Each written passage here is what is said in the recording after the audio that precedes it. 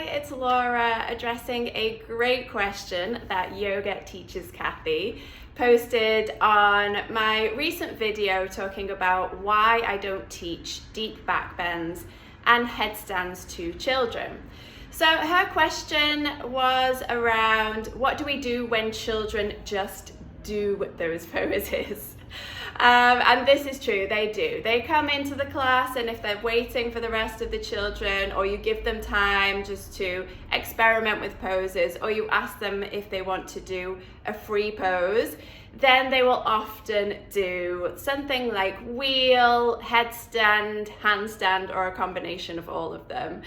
And this is because they are often just naturally curious about what their body can do. They're still experimenting and exploring, which we definitely want to encourage.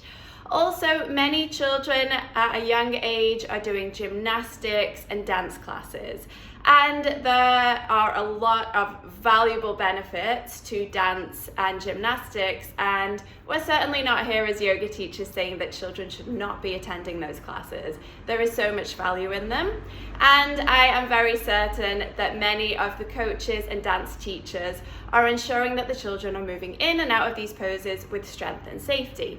However, in yoga, the purpose, especially in children's yoga, is not to do the most flexible, strength-building arm balance or inversion for 5 to 8 year olds. We are wanting them to be able to control their body, control their mind, and therefore manage their emotions and manage their energy as well as managing their body. So healthy bodies, healthy minds in kids yoga. And as I previously discussed in my video about avoiding backbends and headstands, this is not healthy or safe for children's bodies.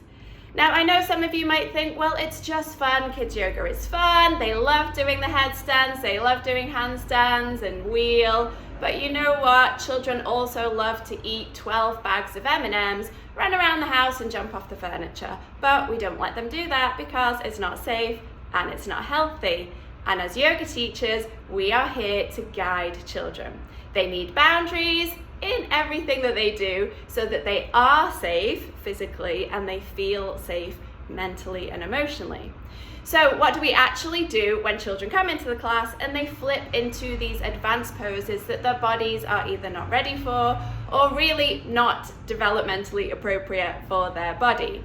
The first thing that I do is I acknowledge them and I value them. So I will say, thank you so much for sharing that with me. I love that you wanted to show that to me. Or I will say, hey, that's great that you are exploring and experimenting with different ways that you can move your body. Then I will ask them what they love about the pose. So if they jump into wheel, I will say, thank you so much for showing that to me. What is it that you love about doing wheel? What do you love about that pose? And often they will say something like, I love being upside down, I feel floaty, I like just being like a rainbow. So they might say something like this. And in response, I will show the whole group different types of poses. I'll integrate it into my class, different types of poses that make them feel this way. So if they say, I love doing wheel because I feel like a rainbow, I will show them different poses in which their bodies might feel like, oh, look like a rainbow. Or I'll go a little bit deeper with them. What does it mean to feel like a rainbow to you? What does that feel like? And then I just cultivate my class. I just really bring in those elements of what they are looking for. Are they looking to be strong? Are they looking for a fun inversion? Do they want to feel floaty and open? Are they just experimenting with different ways of moving? Do they like it because it's a challenge? And then I will give the children other ways to move their bodies in a controlled and safe way. And that doesn't mean it's not challenging. I can give them a really big challenge, like moving from warrior 3 to chair pose with complete control and playing about moving between those two poses, moving between two balancing poses, moving slowly between one pose and another pose. So there's a lot of different ways in which we can challenge children through their coordination, bilateral movements, control, and speed. And balance, of course, is always a big challenge. So after I have done that, maybe children, when we have time to do a free pose, so that might mean I say, okay, we've got 1 minute, you can explore and play with your favorite poses.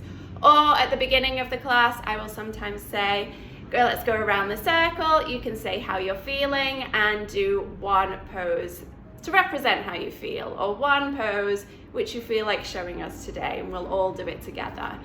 And so I would set boundaries around that. So remember, everybody, we're keeping our body safe. We're doing a pose in which we can all do it together. We can do it with control, and we're keeping our body healthy.